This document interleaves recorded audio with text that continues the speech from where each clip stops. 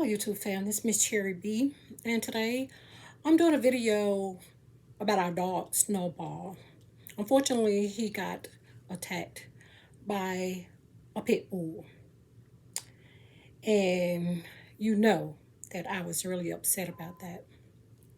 I didn't even realize how much I really loved Snowball until he got attacked by this pit bull. I was so sad. I cried and cried and cried and cried. Prior to that, I didn't understand people that have dogs, how they get so emotional. I'm like, it's a dog. I mean, of course, I like animals. I don't have anything against animals. But, sometimes I tend to think people take it too far with their dogs. But now I realize why. I have had several pets in the past. I mainly bought the pets for my children. Well, when I was younger, we didn't have any pets other than goldfish. We had goldfish. So as I got older, uh, my first daughter, I bought fish. We had fish. I bought fish for her. We had parakeets, and then also she wanted a rabbit. Later, she was a little older, and I said, "You're gonna have to take care of this rabbit." So we bought a rabbit. So those are the pets we had at first. And now my daughter Janae wanted this dog that somebody was giving, my aunt was going giving to her, because the dog at one time he was being mistreated, as far as what she said. He was like been abused. I don't know the severity of the abuse. He do have like a kind of little lump on his body, and she said that the people was had kicked him or whatever. And then this other lady, I think, had Snowball, but I don't know, for some reason she didn't, or maybe she couldn't take care of Snowball at the time. So she left her over my aunt's house. And so my aunt, since I guess she was feeling the lady didn't want the dog or couldn't take care of the dog. So I guess, she wanted to give the dog away or something. She didn't want to keep the dog. So my daughter Janae was over there before. I wasn't there at the time, and she wanted the dog. And then I, felt like it was okay as long as she take responsibility of that dog. She was still young, but I knew I would have to be the backup person, of course. But anyway, so anyhow, we ended up getting this dog, and he already was named. We did not name him. His name was Snowball. He's a white, fluffy dog, and the kind of dog he is a Bichon Frise. And this is a what do you call it? He's a Bichon Frise. He's a specific breed of dog. So, beautiful dog when his hair is grown correctly. It's white dog, fluffy dog. But of course, we don't get his hair cut the way it's supposed to be. I meant to bring a book, and I may do another video about to go into the details about what type of dog it is. But first of all, I just really want to talk about him being attacked by this pit bull. Now, a Bichon Frise is a little small dog. Don't weigh no more than, I say 14, 15 pounds, no more than that. A really small dog. I'm not going to pick him up or anything to show y'all. I have put him on previous videos before, but usually when I show you all, he have had a haircut because his hair grows very fast and very long, so, and it could get matted easily. So sometimes I just get it all just like shaved off. But anyway, so June 5th, I believe, was the date. Let's see, make sure I did put the date in my phone. Yes, June 5th of 2022. My daughter Janae, that's who dog he is. She the one wanted the dog, so this is her dog. So she put him outside one morning. Because sometimes we put him in the back to let him, do his business, what dogs do. All right. If you had a dog, or of course, you can imagine what a dog would do when he goes out. But anyway, she put him out to do his business. And in our backyard, we sometimes do that. And he stays in our backyard. And, well, we don't have a fence. And, you know, we make sure he's restrained out there when we put him out there. And she was like cooking breakfast or something on that morning. And all of a sudden, my neighbor said that he came to our house. One of my neighbors said that he came to our house, but no one heard the door. Janae said she may have heard the door, but she was thinking it was somebody. Like, we get a lot of packages like Amazon and stuff. So she thought somebody maybe just left a package or something like that. She didn't bother the door. But then Janae goes to get the dog and to bring him in the house. And then when she brought him in the house, he was acting different. And I think my neighbor ended up calling. He was closer to my oldest daughter. He went to school with her. So he spoke to my oldest daughter and said, keep an eye on Snowball because, his dog had attacked him or did something to him. But I guess the neighbor did not realize that Snowball had been bitten. Neither did we because when she brought him in, we didn't see any blood or anything. Now, remind you, we're not people that had this is the first dog we had. I never grew up having a dog, or my daughters, we never had a dog. It's the first dog. So I didn't know where to look. But I just know he was acting different. He was like kind of jumpy and like, making sounds. I'm like, he sure is acting weird or whatever. But the neighbor had called my oldest daughter and told him that, to keep an eye on him because his dog, not his dog, but his sister's dog that he was keeping had came in and attacked Snowball. But maybe he didn't see anything as well because we didn't see any like blood or any wounds or anything. I looked over his neck and the back of his neck and his back. I didn't see anything, but I didn't know why he was acting so strange. He was just so jumpy and he's kind of holding his head down like that. And so we didn't know, we was thinking he would just, terrorize about that dog attacking him or trying to attack him or whatever that we thought at the time. So Janae's getting ready later on to take him out, put his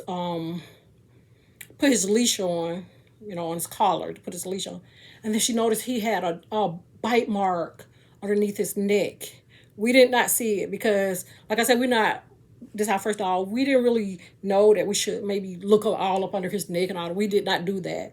I just noticed he was his necks were like this. His back was kind of humped. I was like, is his back swollen or something? What happened? What did the dog do to him? But when she was taking him out for the walk, when she noticed the bruise on his neck, then we realized that dog, had bit him or something. We didn't know the severity of it, but he wasn't like blood pouring, but it was a spot, like a little spot about this big, like right here on his neck. And I seen it when she came in, when she told me, and he kind of had his neck up a little bit. Then I saw the mark like right there. I said, oh my gosh, he had been bit or whatever. And this, mind you, this is a Sunday, so most animal doctors or veterinarians are closed or whatever. So we didn't know the severity since he wasn't. And this is later on in the evening when we realized he even got bit. So the next morning we said we're gonna go ahead and take him to the vet. And so the vet that he usually go and like get his immunizations and things, they said it was full, they couldn't take him, but they did recommend me to someone else. So I didn't take him there because they were full. And they said they couldn't see him like until the following week. And I'm like, he need to go now. And so then when we took him, they said, and I'm just crying like a little baby, I didn't realize how much I loved this little dog until he got big. I really didn't. I really love Snowball. But anyway, so we took him to the vet, and then they, checked him over and everything. We had to leave him up there for a while. And, they said they're going to have to sedate him in order to shave where he got bitten or the spot that we saw. And then they did tell us that he definitely was bit, and he had like two teeth mark in his neck. Um, and he so he's doing okay right now. Thank God, he's doing much better. And they had when we brought him back, well, when we went to go pick him up, they had put this like cone thing on it because they said, dogs tend to, like, if they are injured, they'll lick their wound or scratch at their wound. And so they had to, in order for it to heal properly, they had to put one of those cone things. I'm quite sure people that have dogs know what I'm talking about, or you may have seen a dog with that little cone thing on their head to protect his, from bothering his wounds. So, and we noticed, like, when we go near him sometimes and we don't say anything, he kind of was like really jumpy. He never been jumpy. Actually, you sometimes have to pretty much pick him up and move him out your way. He just lay there. He won't move. Like, Snowball, move, get out of the way. He won't move. He just, eventually when we say something, sometimes he gets up and move. But, we step all over, and sometimes he did. Unfortunately, it got stepped on a little bit because he just stayed there. But now when someone come near him, and he had the cone on his head, he would like be like jumpy and bark, bark, he would bark really loud, and then sometimes he'll even run. He'd be. I noticed one time he was really shaking. He was so scared. Oh, I feel so sorry for the little pooch. But anyway, he's doing much better. And yesterday, my daughter just, because he had to keep the cone on his head for a week, she just took the cone off his head. And since she took the cone off, he seemed to be much happy. He didn't like the cone. Oh, let me tell you, when we brought him home, he was acting a fool with that cone thing on his head. He did not like it. I guess most dogs probably act that way. And then I can see it being uncomfortable, something around your neck, a plastic thing. And it looks uncomfortable. So we was able to take it off yesterday. It had been a whole week. And he's much happier with it all. And I'm noticing now that we took it off, he's not so far. I have to, monitor him, but he's not jumpy like when someone walk up on him. He's not barking and shaking or whatever. He's just being himself, and I'm so happy. I'm so happy. I'm so sad though that this had to happen to our dog, to be traumatized. He, nothing never ever happened to him like that. So, but anyway, so when we had took it to the vet, they made this little cute bag for him, put his name on there, Snowball. And then they put all his medications that he take. They listed all his medication, gave us the information about everything. This was the place that we took in the vet. It was pretty good, and here's the name of it. It's called St. Francis Veterinary Specialist, 24-hour care. So, yes. So, they took really good of Snowball, I think. I didn't have any problems with them. So, I just want to go over some of the medications that he had to take. He had to take like 3 different medications. Plus, they sent like some wipes, some type of little small wipes or something that you clean them with. And then we had to get this ointment and put it on there. Well, my daughter Janae did all of this. And as far as taking the medications, if you know anything about dogs, most dogs, I'm quite sure, don't like medication. So you got to try to trick the dog into eating or taking that medication, into taking that medication. So what the vet had suggested that we could do is, we don't give our dog hot dogs, but she suggested what we can give him a hot dog and like stick the medicine down in the hot dog and give him a hot dog and for him to take him. So that's what we did. So he takes it like that. He been taking it like that. He really enjoyed taking it. He don't seem to have any problems with taking it. The only thing is sometimes he was taking some kind of pain medication, and that pill was a little bigger. It seemed like he was having a little problem chewing it, so we thought he gonna pretty much spit it out, but he'll eventually chew it and eat it or take that pill as well. So he had a pain medication. I'm just gonna go over the name of the medications that he took. I'm probably butchering the names. I'm not sure how to pronounce these names. So the first one I see is, let me put on my glasses, you all, so I can kind of won't be squinching. The first one is Clavamaux. It's spelled or Clavamaux. It's spelled Clavammox. And he take one tablet every 12 hours of that. And the second one is gabapentin or something. Is Gabapentin. He take one by mouth every 8 to 12 hours of that. And then the other one is carprofen. It looks something like this. Must be the pain because it looked like a pain medication, but it's carprofen, and it's he take that one tablet by mouth every 12 hours. So basically, we was giving him the medications twice a day early. My daughter was giving to him early once in the day, and then she gave it to him second time in the evening right before it's time for him to go to sleep. And also some mupirocin is mupirocin ointment. That's what we had to rub on the scar, so the wound. So those are the medications we had to give him. And the doctor was telling us make sure he has something on his stomach. And he wasn't eating too. When he first got bit, he would not eat. He wasn't eating anything. Like he usually eat dry food. He would not eat that food. And so something ain't right. He wouldn't even drinking water. So we was just I was just so sad. I was crying. I'm thinking, the worst possible scenario because he's an older dog. We have had Snowball for several years now.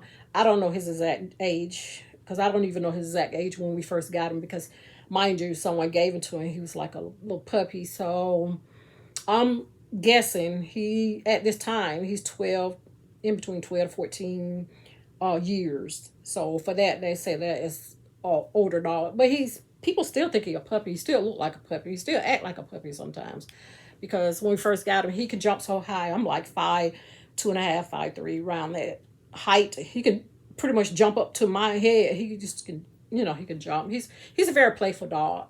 I'll say the Bichon Frise is a very playful dog. And so for someone who's more, what I want to say, relaxed or, don't not that active, this may not be the dog for you because he love to play. He's a sociable dog. And but I'm just so glad that he's doing better. I could go over about the medications to you all. Let's see. Okay, let me put on my glasses again. So it's the Clavamaux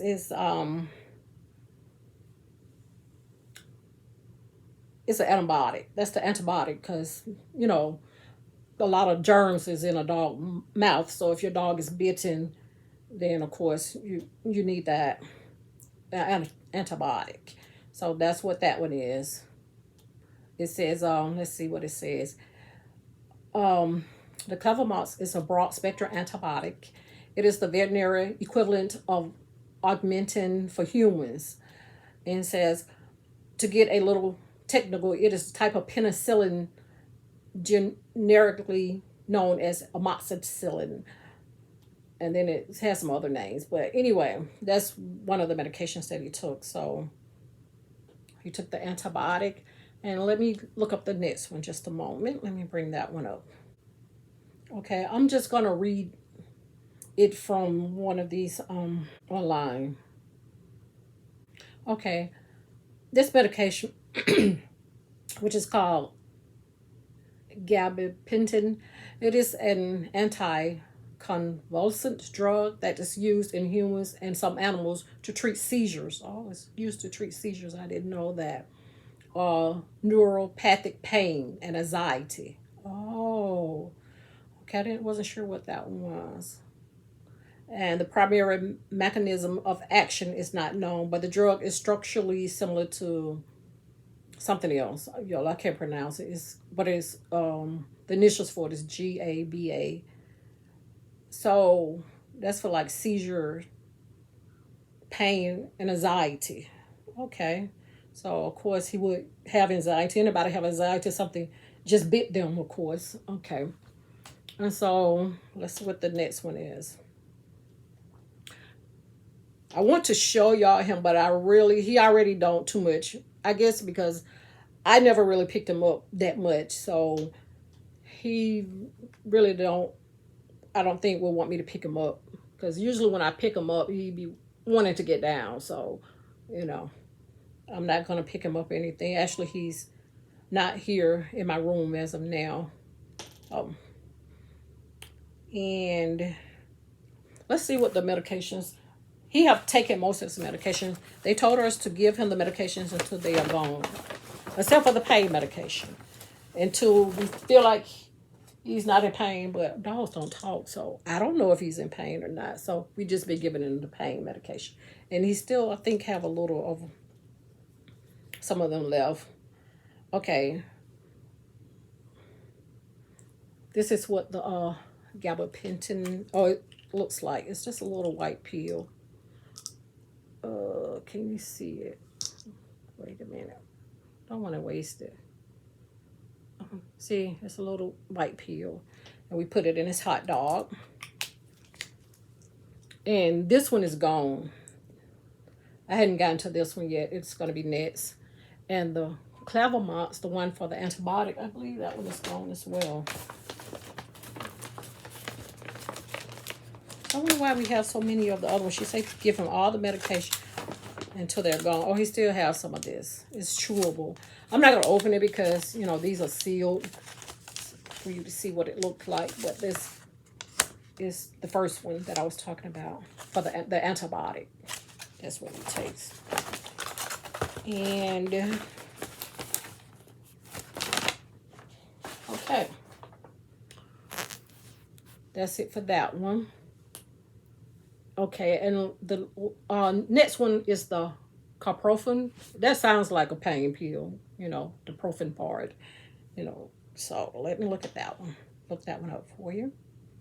It's a chewable tablet for dogs. This one is chewable. So this one actually is made for him to chew.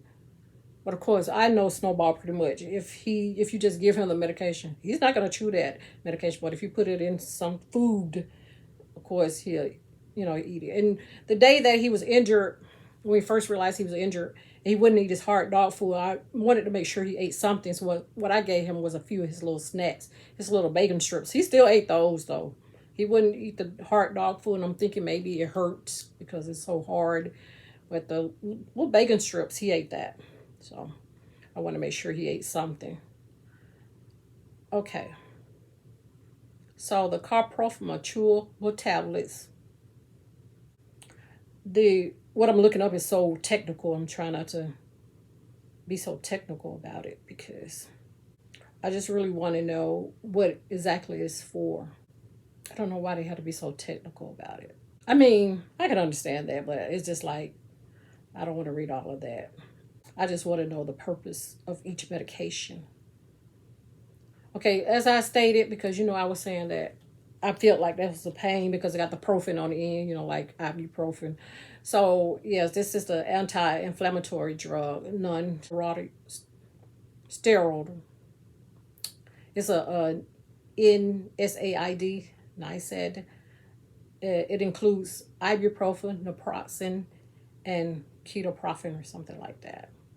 So that is the one I'm quite sure is for pain. The carprofen is non-narcotic, non-steroidal, anti-inflammatory. Y'all, I know I'm butchering words, so just bear with me. Agent with characteristics, and it's so it's just a pain medication. That's the pain one, and then basically that's the pain one. And the next one is the this is the ointment, and it's called Mepiricin. I'm gonna look that one up. This is a veterinary ointment, and let's see what it's used for. Oh, that's too technical. Anyway, it says it's an antibacterial ointment for dogs. It's a topical treatment of canine bacterial infections of the skin. So this is also for the for the infection. So he want, I guess, to prevent any type of bacterial infection. That's why you put the topical treatment on him. And so those are the medications, the 4 medications that we had to give him. But anyway, let's just get into more of about this incident. So my neighbor, or our neighbor, and I really like my neighbor. I like him a lot. You know, we've been knowing him since we lived here, and since we moved here. And he went, like as I stated, he went to school with my oldest daughter. But as far as he said, that what happened was he was keeping his sister dog, and his sister dog is a pit bull. He also have two pit bulls, which Snowball loves and loves Snowball. And actually, he plays. I still don't get. I'm sorry if you have a pit bull. I don't trust those dogs. I'm sorry. That's just how I personally feel, and I don't get too close to. I don't even get too close to his. But my daughter Janae, she'll take him out, and she'll sometimes he plays with our neighbor's dog, the pit bulls, the two bulls that he have. I believe both of them are girls, and Snowball loves them, and they love him, and they play together, and it never ever been a problem. So since it never been a problem, I never worried about that. So, but this time, or sometimes I guess, he keeps his sister dog, and his sister also have a pit bull, and he said it was a rescue pit bull who had been in fights, because if you look at his face, he had a lot of scratches and bruises on his face. So this dog, I guess, was bred to fight. He's a vicious dog, or was a vicious dog, or apparently still have that in him. And so somehow, because my neighbor, he lets his dogs loose. These are pit bulls, remind you, and he lets them loose like in his yard, and which is, it is a law against letting your dog loose. I don't like that. I don't like that aspect of what my neighbor does. But we never really had any problem. I mean, the dogs sometimes have came up to me, like, because they'll see Snowball, like if I'm walking Snowball, and they kind of run up to me, and that kind of, like I said, I have something against pit bulls, and a lot of people in my neighborhood have pit bulls. And this one lady across the street, she had a pit bull. Hers is deceased now, but she had a pit bull, really big. And he would, but she always kept hers restrained. She would have like this big stick or something, and she just always kept him restrained. She, always had him on a leash when she bring him out. So now this pit bull, I actually think would have attacked somebody if she let him loose. And I think she told my daughter one time he could, be vicious or whatever. So she always kept him restrained, and we never had any problems with him. But I noticed the way he looked, like, for example, I'm going to get in my car, and I might just close the door, and all of a sudden he's like jerking his head. Oh, like he about to attack me for, opening or closing the door or any little noise. So yes, but at least she kept him restrained. But as I said, my other neighbor, the dog that he's let his dogs loose. So somehow I guess he thought it was okay to let his sister dog loose. But he said his sister never lets him loose like that. So, and that's how the dog just ended up attacking Snowball. So, but anyway, someone that said, well, why don't you sue them or whatever? I'm telling you, I pretty much really like my neighbor, and I decided to like just give him a chance. I'm not, I don't plan on suing him or anything. But I had a talk with him. I definitely had a talk with him. I'm like, do not let that dog loose. Do not. Because if he do let that dog loose again, or something else happened, because I have a grandson, and I heard now, this may not be true, may or may not, well, with some dogs and with some not, pit bulls, that pit bulls don't like children. I heard this. Some may and some may not. So don't feel offended about that if you have a pit bull. But I guess it's maybe they're small, and their voice, and children, play and make a lot of noise, a lot of kids. And so I told him I have a grandson that sometimes be out here. I don't want my grandson to get attacked. Thank God it wasn't him. I hate that it was our dog, but also, I talked to him about that. Do not let the dog loose, because if he is loose again, or something else happen, I'm gonna have to call the police, the animal control, because I have called animal control on numerous loose pets. I just don't deal with that. For example, we used to have this loose pet. I'm not sure what kind of dog it was, but it hound. It didn't look like the little stocky hound dog, but it was like really tall, kind of slim. But it hound, and she used to let him loose. He used to come in our yard. I saw him, when I have Snowball in the back, I kind of peek out and just look. And see, and I happened to see this dog, but then as I was looking, then I saw her come and get it. But he would kind of growl and hound. I'm like, and then when I would take Snowball out, sometimes, he seemed like he coming toward us. So I would feel fearful of this dog. Now, this is not a pit bull. I don't know what it was, but so I'm assuming some type of hound dog. But anyway, so I just had to call the animal control because he's a loose. He just because we live in a cul-de-sac. He just right in the middle of the cul-de-sac. He just walks all around. She don't now. My neighbor, mind you, he'd be out there when his dogs is out there, or he's looking. Somehow this dog slipped and got in our yard and bit our dog. But the other neighbor, I guess she just let him go wherever. And like I said, I felt very fearful because he was like, hounding. I mean, I say he make this hound sound like this howling type sound. So he used to be howling at us, and I'm like, this dog may attack, and he didn't look like he was being friendly. His tail wasn't wagging or anything. So I'm like, no. So I had to call because he was just all over the place, and I hadn't seen him since then. So that took care of it.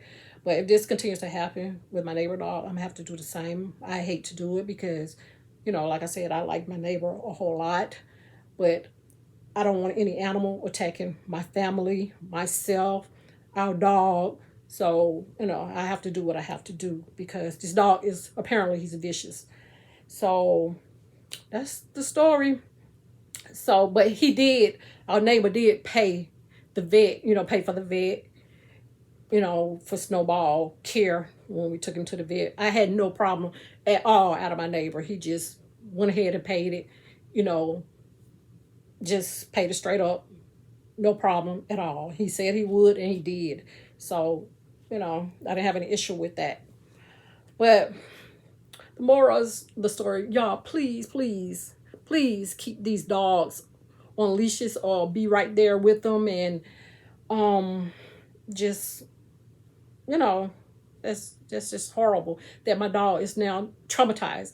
Snowball is so trustful, such a fun dog. He playful, he is mischief, and he can get on your nerve and annoying at times. But he's a really good dog. So we never had any problems with him, other than him being hard-headed or whatever. But so he never, unless now Snowball, unless you bother that. I as far as dogs, because some people like my dog don't bite. I think most dogs or a lot of dogs will bite if they're under a certain, if it's certain circumstances. Snowball doesn't bite, but Snowball don't like you to do certain things to him. Don't bother his ears. Do not bother Snowball ears. He do not like that. Because and certain things like that, he don't like people. He don't like people bothering. Of course, the vet, they have to this as far as take care of him. They be like, well, do he bite? I say he don't bite, but he may if you're bothering him and it's something he don't like. You trying to restrain him. He may. So, so they'll like put a muzzle because he don't like you bothering him. Don't especially if it's because he have these long ears and sometimes they get like ear infections and stuff and they be digging in his ears. He don't like that. And then even like as far as us, when you have to clean his ears if he had an ear infection or something like that. But anyway, the moral of the story is just please, please keep these dogs restrained, especially if you have a pit bull, especially because they have attacked so many people. I know how you may feel about it or what you think about it, or your dog specifically. You may think he don't bite, but I think certain dogs will bite if they anyway, under certain circumstances. It depends. So, but this was a fighting dog. He was bred, which is wrong. He was bred to fight, so that's just him, I don't wish him being put to sleep or anything, but if he continued, then, You know, something have to be done. You can't just let the dog loose attacking, you know. He, like I said, he possibly can attack the human. The guy said, my neighbor said that he don't hadn't attacked people, but I don't know. I really don't know, and I'm not gonna really get into that because I have seen some things I don't really question, but I think he possibly could or would attack a human. And I believe he's like a really huge dog. You know how pit bulls look. So, but anyway, thank you for watching this video. Please like and subscribe. And until next time, bye now.